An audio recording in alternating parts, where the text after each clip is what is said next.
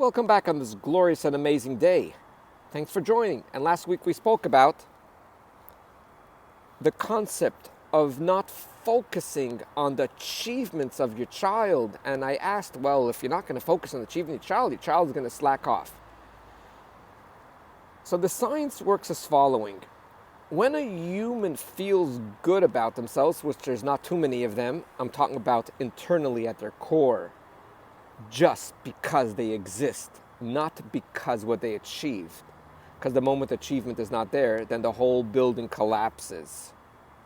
When a human feels good about themselves, they want to, without motivation, they have that inner motivation to excel, to do good.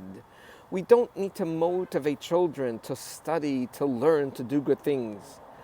We need to motivate them to exist. They need to feel loved. They need to feel worthy.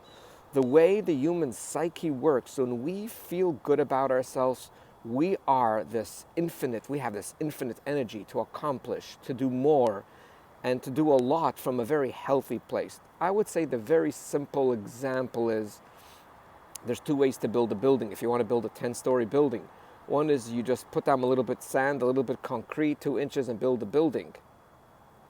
The moment there's any problem on the bottom, the building caves in. That's what usually happens. Parents want to build these beautiful buildings that their children should look like they're achieving, and they should be the highest in the class. And it's all about external, despicable, disgusting performance. Yeah, I said it. But there's nothing beneath it. One small thing happens, the building collapses. If you can become the parent that actually just builds the foundation. What's the foundation? The foundation is love, touch, listening, being attentive. There's one question that hurts me to ask when I'm doing sessions on video, because I know the answer, I see the face, and usually there's lots of tears. And if there isn't tears, there's this deep sadness. And I ask this question almost to everyone that when we discuss the self-image issue, positive self-image. It's hard for me even to ask the question now. My question is, how many times did it happen when you came home from school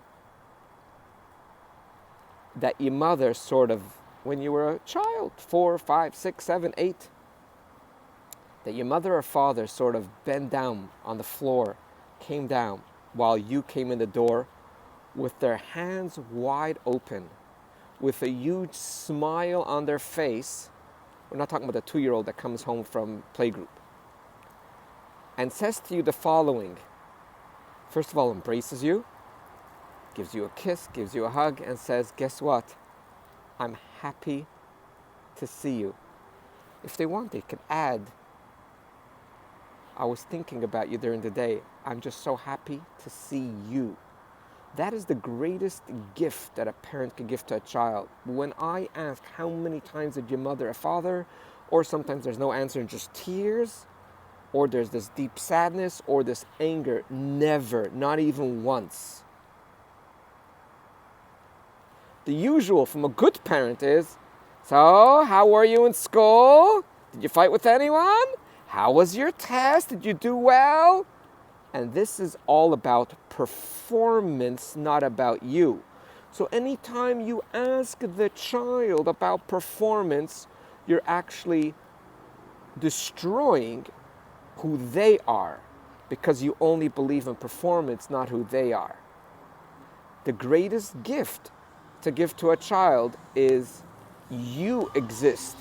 And that's something, sadly, parents don't do, not because they're bad, not because they mess up their children, is because their amygdala, their program from their parents is set, and they're just mimicking the exact same thing. I'm so proud of you. You did such a good job on your test. I see you put so much effort. I see you didn't fight today. I see you brush your teeth. I see your room is so clean, and I'm really, really proud of you. Thanks for listening.